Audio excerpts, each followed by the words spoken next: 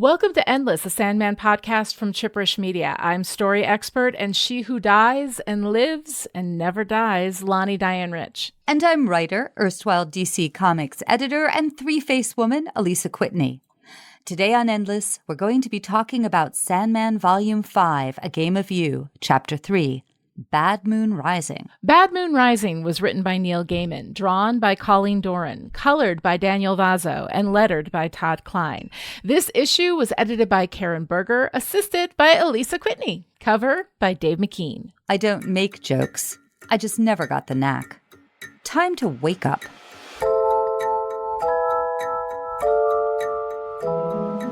In Bad Moon Rising, Hazel and Foxglove wake from their dreams, scared almost to death. They start to compare notes when Thessaly knocks on their door, who came in to check on them at 2 a.m, somehow knowing they were having bad dreams. Thessaly takes them upstairs to check on Wanda, who is also having bad dreams. When they get to Barbie's door, it's locked, but luckily, Wanda has the keys. They go inside to find Barbie asleep in her bed, clutching a glowing porpentine to her chest. Thessaly instructs Wanda to carry Barbie up to George's room, but not wake her up or destroy the glowing gem. Thessaly says it may be the only thing keeping her alive. When they get to George's room, Thessaly casually says he's in the bathtub because she killed him and put him in there. She also tells them that they can't call the cops and they can't leave the room. Wanda tries to leave but can't will herself to move, and they all realize that they are stuck there to ride whatever this is out to its conclusion. As Thessaly gathers a knife, hammer, and nails, the women wonder if she's going to kill them too, but Thessaly says, "Why would I want to do that?" She explains that George was sending birds throughout the house to give everyone bad dreams, but she's not really sure why, so she's going to ask George, who is dead, in the bathtub. While the women freak the fuck out, Thessaly goes about the business of cutting off George's face, ears, eyes, and tongue, and then nailing it all to the wall so they can have a good chat. While Wanda vomits, Thessaly wakes up George, who tells her that he serves the cuckoo and that he was invading their dreams to get them to destroy Barbie's gem. He tells Thessaly that Barbie and the cuckoo are in the land of dreams. He then begs Thessaly to kill him again, but she just shushes him and says they're in a pretty pickle now. Thessaly isn't sure exactly what's going on, but the gem Barbie is clutching looks like a dreamstone. She decides to call upon the moon to help them get into Barbie's dream, but when she does, she first misgenders Wanda and then excludes Wanda altogether from the ceremony calling on the moon. The moon arrives in both the form of 3 women, and just one, and is pissed. Clearly, the moon does not like Thessaly either. But the moon grants her request to gain access to the dream world. Thessaly takes Hazel and Foxglove with her, leaving Wanda behind to watch over Barbie, even though Wanda wants to go with them. Outside, the I don't like dogs lady mutters to herself, but is also the only one who notices that the moon temporarily disappeared in the night sky, and that shit ain't right. As Foxglove, Hazel, and Thessaly disappear into the night, Wanda talks to Barbie, who is the only one there to talk to, until George's face on the wall says, can we talk? All right, Elisa. Wow. I have to tell you, I was texting you as I'm reading this, being like, oh my God, this is so good. Everybody has been talking about A Game of You since we started doing Sandman. People have been mentioning it to me. They can't wait for us to get to A Game of You. And I have to say, like, I completely understand why. What is your response to this issue? Oh, well, first of all, this is very hard to be objective. I can still remember the smell of the penciled boards. You know, back in the day, you'd open them up, you'd see the boards. They would have a smell. You could catch a little bit of a scent of, you know, wherever the artist's house was, or that, you know, right. If they were a heavy smoker, which Colleen Doran was not, but, you know, Steve Dillon pages, you could smell that. Mm-hmm. But, you know, so I can't, you know, be completely objective. But for me, this is a certain kind of squirmy, delicious delight. And it's, you know, the Save the Cat folks talk about the fun and games section, or the promise of the premise. And you can feel we are beginning the fun and games of getting all these people together and finding out who they are and how at odds with who we first thought they were. That was a very weirdly constructed sentence, but you know what I mean. I get it. And I also don't think that, like, there's no need for you to be objective. Objectivity is something that people actually cannot be, so like, or cannot have, so like you don't need to be objective. And especially I imagine the experience of working on something like this, must have been a particular kind of glee, just seeing something come together. Like me just watching it, just reading it, in this moment, seeing the antagonist be clear, the protagonist be clear, what is happening, the stakes being raised, everybody being involved, all of these things going on. It's really wonderful. And I'm so emotionally involved in this, not just as a writer looking at the structure and how well the structure is ticking along, but also like just being emotionally involved in what's going on with Wanda, being very interested in Thessaly and what the fuck's going on with that. There's so much. It's just great. Well, I think one of the things that you touched on is I got to see this unfold a little bit like improv, where part of the amazingness is that people are creating something right in front of your eyes in real time. Mm-hmm. And I mean, okay, it's not exactly in front of your eyes, but it felt like that. And even though now this is 30 years have gone by, but the energy of something that was created in this way it's different than a TV program. This was Neil Gaiman sitting alone late at night, because that's when he wrote back in the day, probably smoking British Marlboro Reds and inventing this. And then, this is, in this case, Colleen Doran sitting in her studio and creating this. And there's a ticking clock. So this is, you cannot chase perfection here. What you have to do is get to the essence of the thing as quickly as you can. And so there's a dynamic life energy to all of this that I think it's hard to duplicate, without that ticking clock. It's what we still feel in Dickens, with his serialized fiction. It's that feeling of people were hungry and gobbling this up. And this was, this was filmed in front of a live audience kind of energy. I love all of that. And so much of this, so much of what's going on in the story, while having like all of that movement, all of that narrative, like momentum moving through, still has these like deeply personal moments. Like the exclusion of Wanda is heartbreaking. The revelation of Hazel's pregnancy to Foxglove when Hazel was not ready to reveal that yet. Right. And this is not the time for that discussion, all of that I think is really neat. There's so much stuff going on, and I'm excited. So let's go ahead and move into the cover art. This week we have the title on the top half of the cover art with a blurry, like kind of mid-afternoon cityscape behind it, and these light pastel colors, which are not colors that Dave McKean typically traffics in, or is this kind of light, hazy sense of the city during the day. And the bottom half is, tones of gold and dark brown. We have a naked body curling up, with something, an angel, a devil over their shoulder. I'm not really sure how to read that. Behind it, there's a poster of the moon with Marco Luna written on it. There'll be more on that in a bit. To the other side, there's a man's face kind of half in shadow.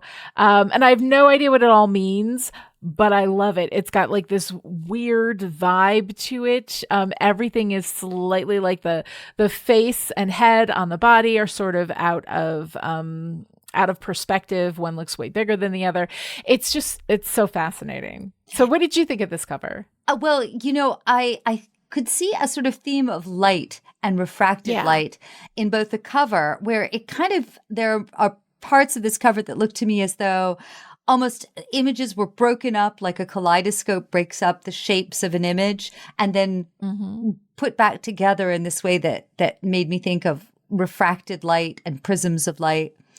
And of course, the moon has that delicious creepiness that you get in silent films, where you suddenly see some slightly some anthropomorphized moon face, and it always has something a little creepy about it.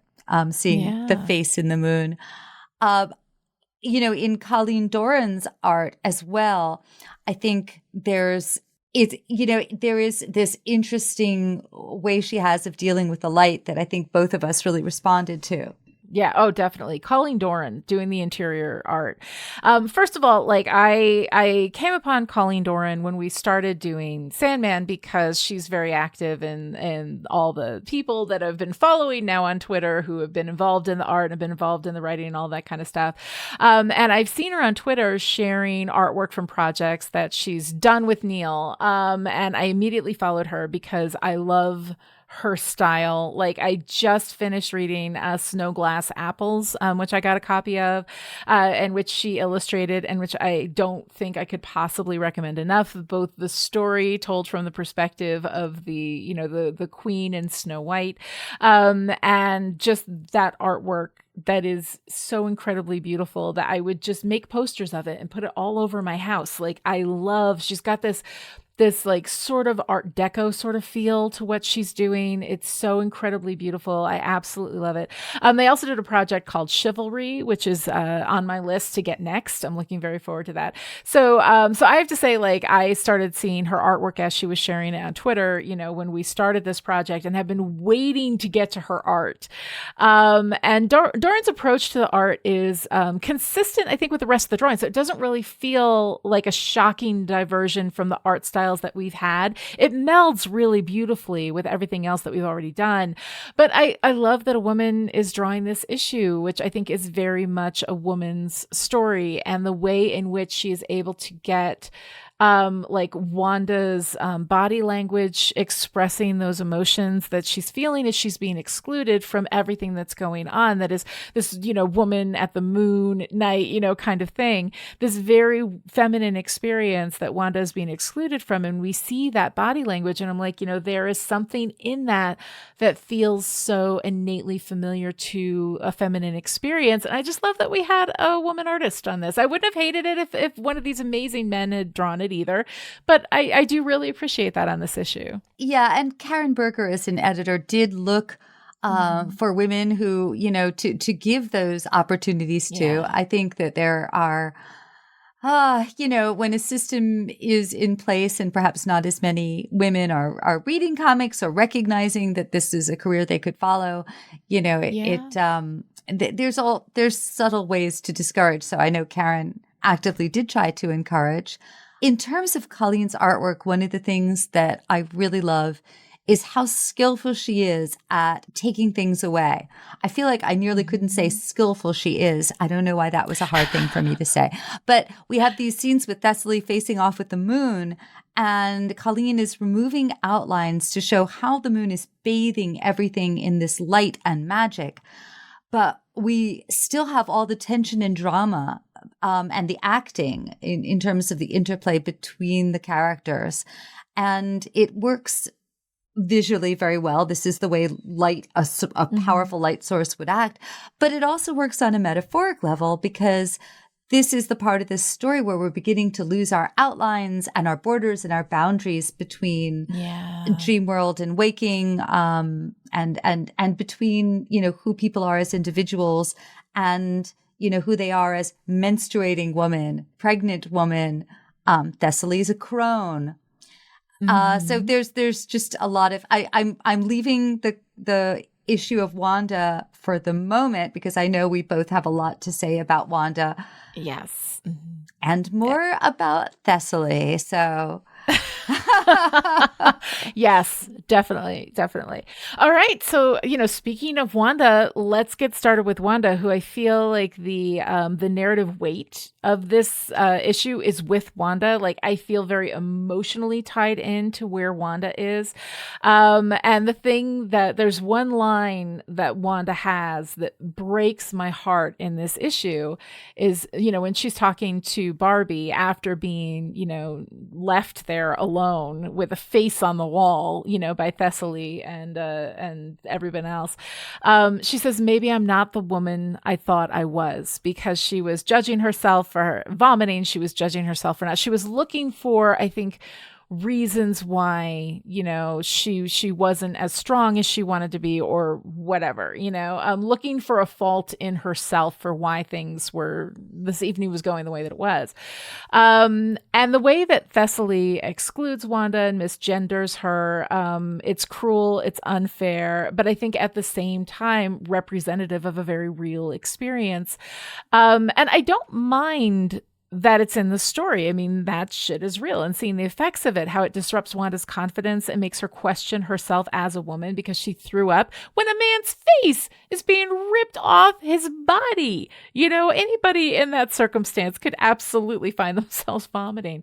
It's all heartbreaking, but it does feel real. And I think this part illustrated, and definitely I felt this, how dehumanizing it is when people refuse to acknowledge who you are. It's so incredibly powerful to me. I just want to pop in and say, I think that also this illusion that there's one correct way to be a woman or a man. I took the Enneagram, and I was in my writers group yesterday, and I said, it's just being socialized as a woman. I bet all women are 2s, at which point two of the women said, I'm a 5, and someone else said, I'm a 7. So there is no one. I'm sorry, that's only amusing if you've done Enneagram stuff. And if not, I apologize. But yeah, so I was thinking about all this gender stuff, and I want to say this now because it's not in my notes, and I can't believe I forgot to put it in my notes. But okay, so I am in this writing group. Call ourselves the Story Whisperers, and people bring these fascinating nuggets of information.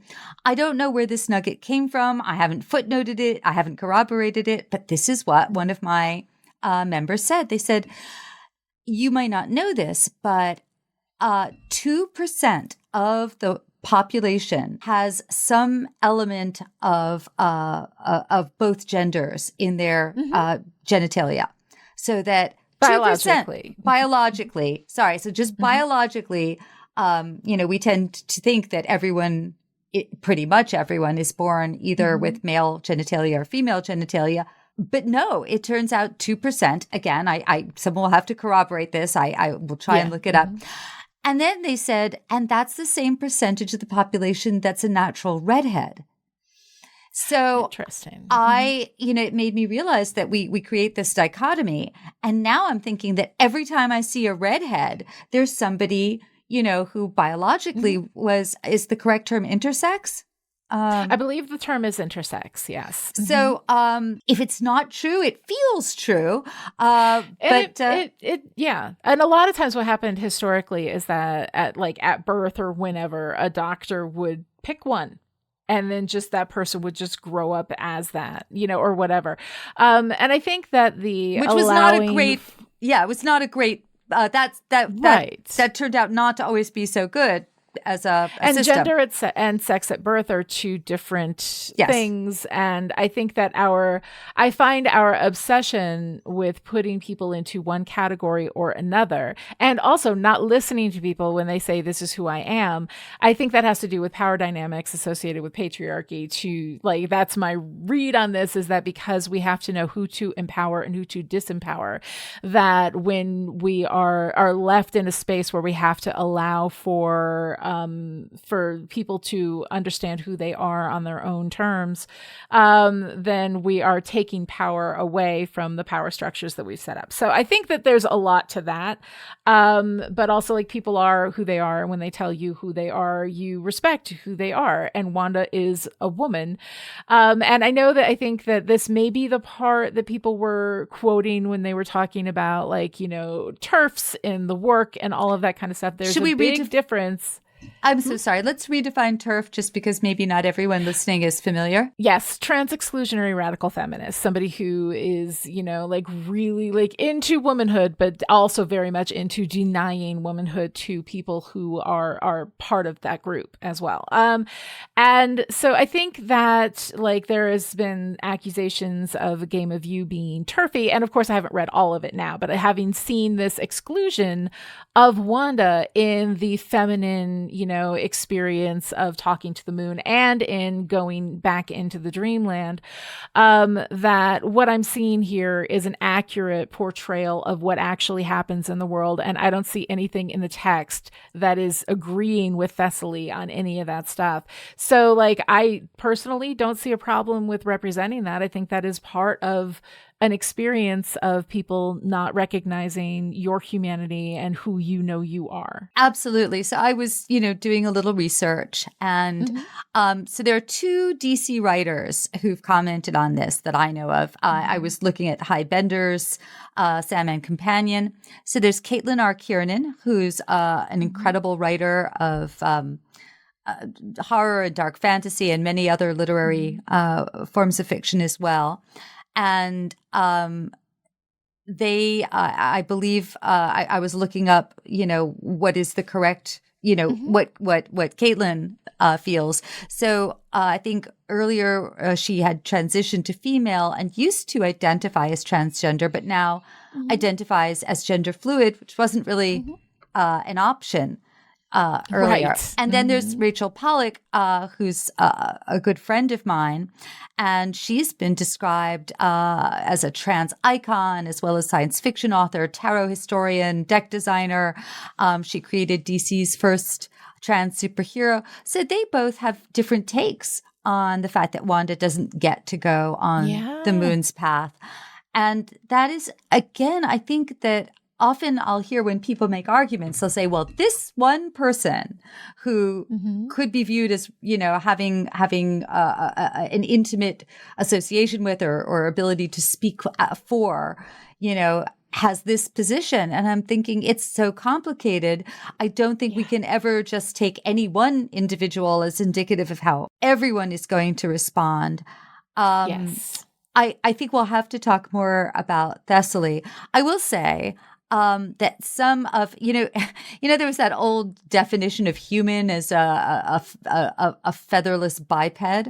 And then someone, got a plucked chicken and said, so is this a person? Yeah. Well, as a woman who is postmenopausal, I find that a lot of these descriptions, obviously Thessaly's Thessaly's way older than I am, but, but, a lot of our definitions of female, if you get too biological, what about women who aren't able to have children? Or who are past childbearing age, does that now make me less of a woman? And if you get too caught up in these definitions, you can get into that territory. I also, I don't want to get into a whole discussion of sports. I have to say that sports to me are such a small part of the identity pie. I am one of those people that thinks sports, that's what other people like to watch. Right. But yeah, so I think in terms of this, one of the things that we're going to probably segue into is talking about, is Thessaly meant to be the author's message? Is she, sort of standing in for the author and saying this is what male and female means? And my personal argument is no. Not just based on what Neil has said, but based on a close reading. And also to really understand, Thessaly is, well, first of all, Thessaly is really, really old. Let's start with that. Yeah. And you have some great things to say about, besides, she's a little, she's not a new age witch. No, she is very old age. And the thing is that as I'm reading this, I have to say, I am enjoying Thessaly, as a character. And that is different from saying that Thessaly is a good person, that I agree with any of her stances on anything, or that I don't see, she's clearly evil. Even the moon hates her, right? And she's only doing good, right? Saving Hazel, Foxglove, Wanda, and Barbie because their goals align with hers. And that makes her such a fun character to watch. Like, I am very engaged when Thessaly's on the page because she's not good. She's definitely evil. And the only reason she's doing good is because it meets her. It's her ends. Like, it matches with her ends. And I think she would just as quickly like rip any of their faces off as well. So I find her really interesting. And I love, love, love when a villain is on the same side as the heroes, only because they have no other choice. And again, protagonist and antagonist is different from heroes and villains. Heroes and villains are archetypes that are, a moral lean toward the moral good or lean toward the moral bad. So that's what I'm talking about when I talk about her in terms of a villain. I love that she's smart. She's determined. She's got knowledge. She's ready to get shit done. She's a very active character. Really enjoy that. And yes, like she is also terrible in a lot of ways. And, she is, I think anybody who says this is a TERF can absolutely be justified in making that statement. But the thing is that you can love a character without approving of the way that they behave. And characters that are in a story to represent a particular kind of thing can also be in a story without necessarily being what the author wants to say about it. Thessaly is there, and because she's, working with our good guys does not make her a good guy. It means that her goals just happen to align with our heroes at this point. So I think that Thessaly is complicated and interesting, and when she's on the page, I am really interested. I'm totally into it. Absolutely. Well, okay, so first of all, I think there's two ways that authors often show their hand, as it were, weight the meaning. One is, and maybe this is a simpler way, when a character has a speech and you feel that little, I think that's not just Ted Lasso saying that. I think that's Jason Sudeikis saying that's where I land, be a goldfish or whatever. A subtler way, no, not meaning to disparage Ted Lasso, but a subtler way to do that is by showing a character's arc of development. And I think in Sandman, you can tell where Neil lands in terms of his values more by how characters grow and change or don't over time. Yeah. Okay. And then I know a little bit about Thessaly because I think, as I said in one of our previous shows, I was pitching for a Thessaly monthly series and got to talk with Neil. So she's a witch of the old school, and her main motive is self-preservation. And I'm saying this in my language. She's not nice in the way most cats are not nice. It's, cats, I love cats, but, you let them out into the yard and they are just killing machines. Oh, and yeah. I think Thessaly is probably not as gratuitous as a cat, that said. It's possible to delight in her efficient wielding of power, partially because of the disconnect between her sweet, mousy looks and also just how competence is exciting to watch. But, she isn't admirable. Dream isn't always admirable. But as I think we'll see as the series goes on, he's going to change and grow. Spoiler alert, Thessaly is not going to become a really fuzzy person despite her slippers. But I will tell you more about the lore of Thessaly, according to Neil, in Lucien's library. Well, I definitely look forward to that. The one thing that I want to hit before we break and move into Lucien's, where you have tons of information I'm very excited to hear, is I just have to hit on this final moment of the story after we've got this whole thing and these the woman thing and then Wanda being left behind and she's talking to Barbie and she's trying to figure everything out. Then George is on the face is nailed to the wall, blood coming down, eyeballs stuck inside of this. It's just horrific.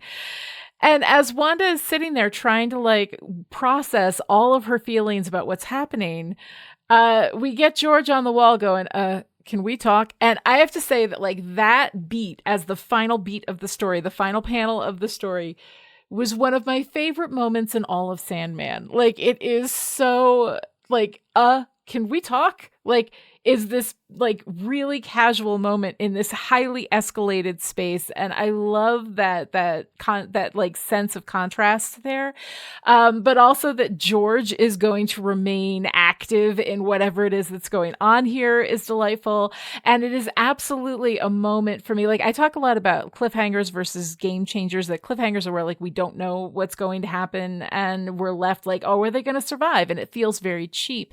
And then a game changer is something happens that changes the landscape of the story, and we know what happened because we saw it happen. But at that moment, you're like, oh my God, what is going on now? So like the idea that after Thessaly leaves, George is like, I still have some agency here. I would really like to be involved in all of this stuff, to be having that conversation. And knowing that in the next, issue that I am going to be treated to Wanda having to deal with a talking face on the wall. Love all of that. That moment was such a perfect, kind of exclamation point on the end of this issue, which was so great all the way through. So I had to shout out to Neil and to everybody, and that was amazing. That was such a great moment. It really was. And I think that also it's such a wonderful moment, and leaving Wanda with someone to have conflict and dialogue, it's just such a more interesting choice than having her sitting alone, telling herself how unpleasant it is to be left with a face. Yes. And a talking face makes that, I imagine, even more unpleasant. Anyway, we're going to break now. We'll be back in just a minute with Lucien's Library.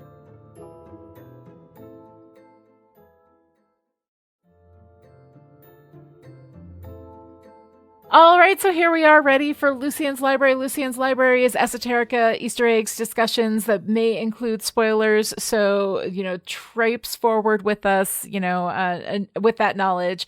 Elisa, what do you have for us in Lucien's Library today? Well, I don't think I've talked about this before today, but Thessaly is not Thessaly's name. Thessaly is a place name. She is one of the witches from Thessaly, a region in Greece. She's a Thessalian witch, as the moon tells us. And later on, in another story, we'll discover another name of hers.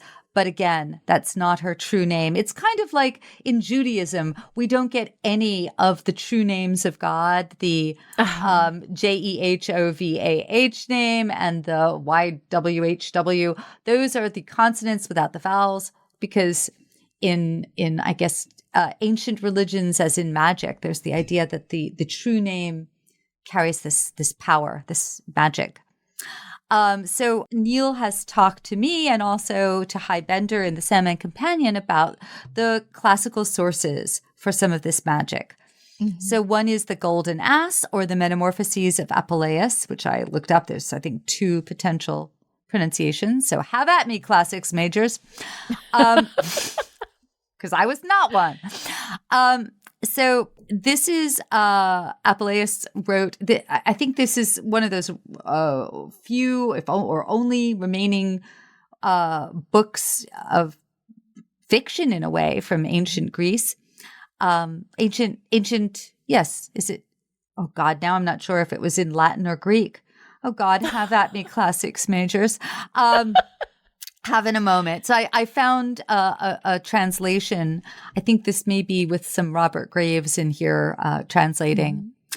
So this is from the Golden Ass. I am she that is the natural mother of all things, mistress and governess of all the elements, the initial progeny of worlds, chief of powers divine, queen of heaven, the principle of the gods celestial, the light of the goddesses. At my will the planets of the air, the wholesome winds of the seas, and the silences of a hell be disposed.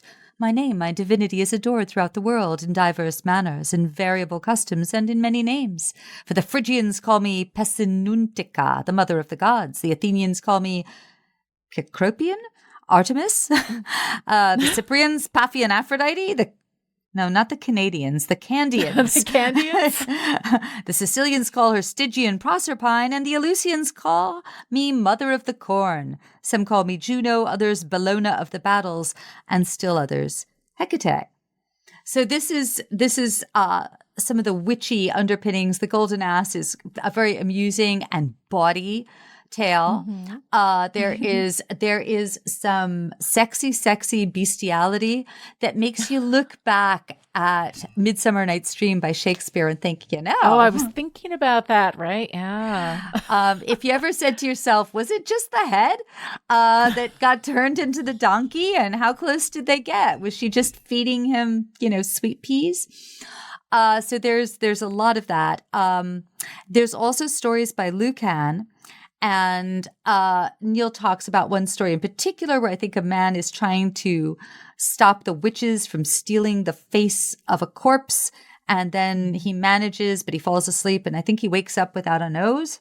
And all of these, these are not nice witches. These are baby stealing, nasty. We're not talking Endora from Bewitched witches. You're right. And so I think that if, we all still had classics as a big part of our education, we'd feel more comfortable thinking, oh no, this isn't, this is not a nice and benevolent witch.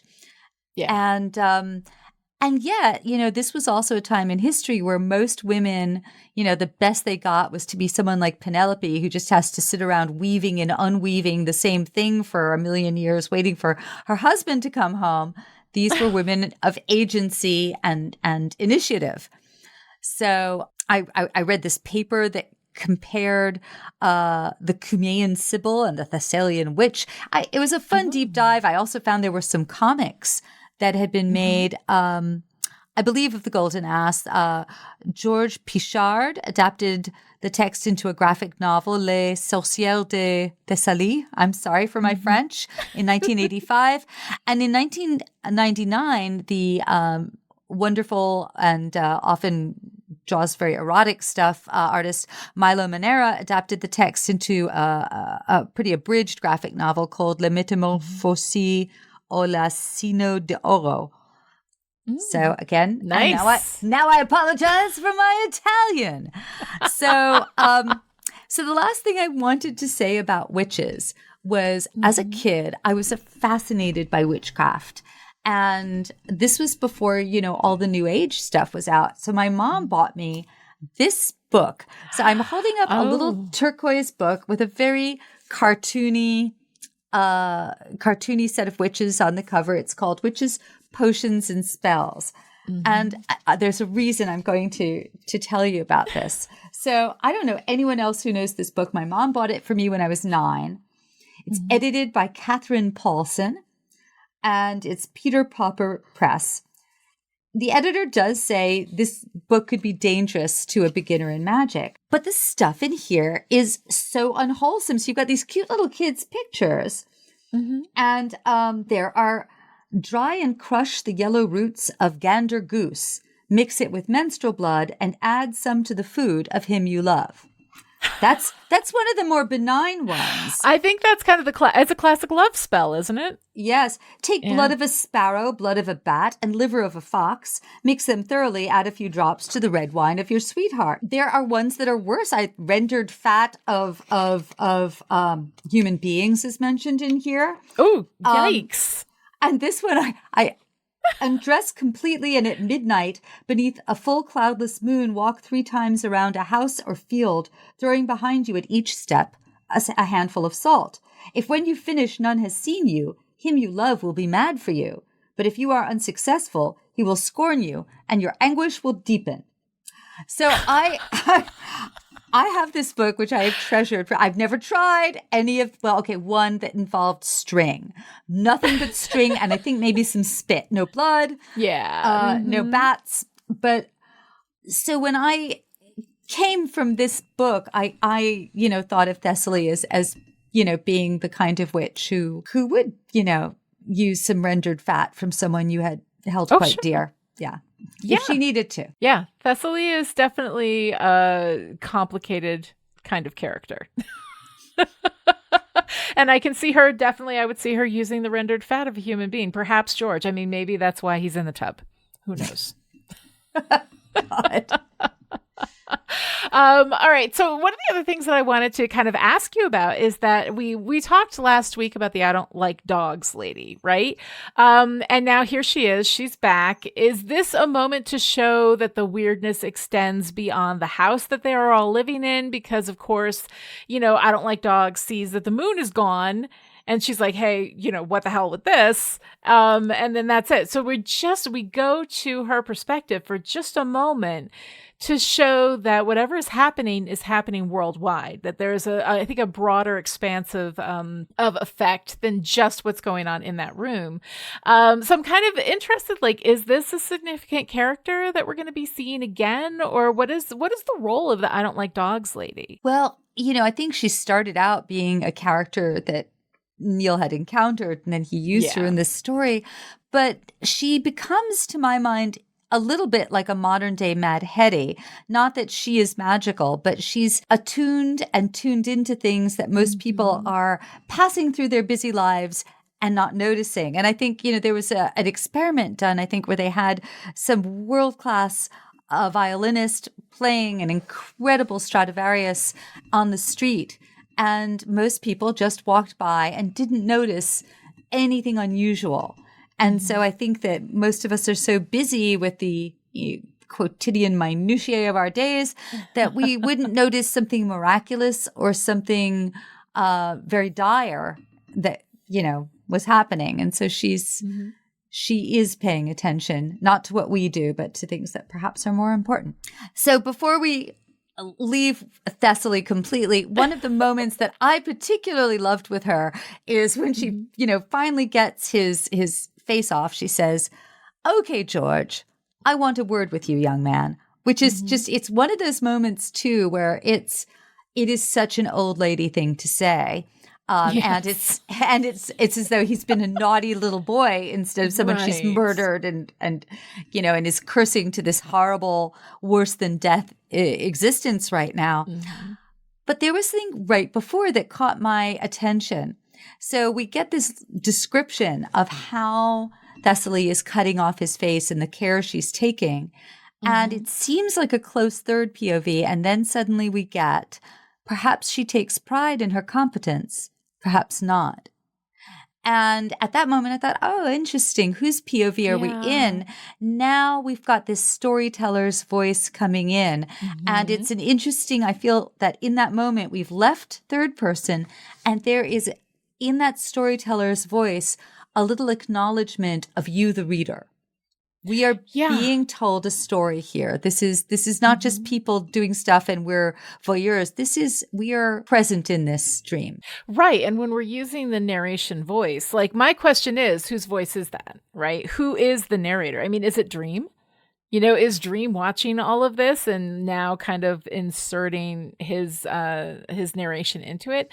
It is really like an interesting question. And when you switch POV like that, it always means something. There's always a reason why the writer does that, but figuring that out is kind of part of the fun. It could be Dream. I wonder if there's an argument made. Could it be Lucienne? Ooh, interesting. I like it. Well, that's a great note to end Lucienne's library on and go into what is your favorite page. This is where we talk about our favorite artwork in the issue. So what did you particularly enjoy? I tried to think of something different from what you had already said, but that face off with the moon, off. I'm sorry. But Thessaly is just so badass, and again, her deliberately meek, coloration. I mean, obviously, these are choices to look so unthreatening, and I love that. Can you say anything about, you responded to that as well? No. Yeah, that's absolutely my favorite art. I love the way we've got the three faces, of the moon, but the moon speaks, sometimes refers to themselves as a plural and sometimes herself as a singular, which I think is a really interesting kind of shift in perspective. I love the way that we see in Thessaly's perfectly circular glasses, right? The reflection of the faces of the moon. I love how bright the light is. and how the shadow, it's basically just like essentially like three colors. There's like kind of a tealish blue, a deeper blue, and then the white. And that's where all of this storytelling is happening in that space. I love that it's so bright that Wanda feels like she has to protect herself from it. And yet the light feels to me, and maybe this is just something that I'm reading into it, like it also embraces Wanda. Like it's embracing everybody in this. So there's so much in that I really loved. And I think that artwork is just so incredibly beautiful and feels like, you know, wonderfully feminine, so bright, the way that her glasses reflect the shape of the moon, like all of it, I think is wonderful. And I especially love in the writing too, in that moment, how, you know, like the moon hates Thessaly. The moon is like, fuck off, girl. But obviously, for some reason, has to, you know, give her what she wants. And so does it because the moon is bound by the same laws and rules and whatever, but does not like it. Does not enjoy Thessaly. And I really kind of love that moment. Yeah, no, that's a wonderful moment. And I realized, you know, we have to talk about our favorite parts as well. Yeah. And I left out one thing I'd meant to, it's not my favorite part, but it is a very cool part where we discovered that the Porpentine, last issue, we discovered the Porpentine is a jeweled pendant. This is the issue where we find out it's a dreamstone. And it's probably all that's keeping Barbie alive. So it's not just some throwaway bauble. It's not like that Titanic pendant where you think, right, it's really hideous. My apologies really to awful. Anyone who bought it. But the other thing that I, you know, again, I just loved as a part was, you know, Foxglove saying witchcraft, like, you know, New Age. And Thessaly just says, no, quite the opposite, really. Oh, yeah. That is a great moment in the story. And then you get that sense, too, when she says quite the opposite. We're like, oh, you know, because I think that, like, one of the things that we get from New Age is that it is something, like New Age feels to me performative and highly sanitized, right? You know, when you're talking about old age, you're talking about the kind of shit that cuts off a man's face and tacks it to the wall, you know? Which is, you know, and I love that difference where I think Foxglove says, you know, oh, we did a similar thing with white candles and salt. And I felt really empowered. And, you know, and Thess is like, did anything happen? You know, that's not the point. I should say in my own life, I think magic is, you know, if you can use magic to feel empowered, that is powerful. And I really don't want to be personal friends with anyone who is, you know, contemplating nailing a face to a wall. Right. I mean, these are dark arts, you know, like these are, but that's one of the things that I love is that old age, the older it gets, the more brutal it gets, you know? And so I think that that's a really interesting thing. And especially for Thessaly as to self-identify that way, I think is really interesting. And for me, I mean, like, I have to say, like, I love so much of this issue that it was really hard, but I got to say that final narrative hit with George being like, can we talk? You know, is now a good time? You know, like there is something about that hit at the end that has this sense of extreme confidence in where we've been and in where we're going. And I absolutely love that.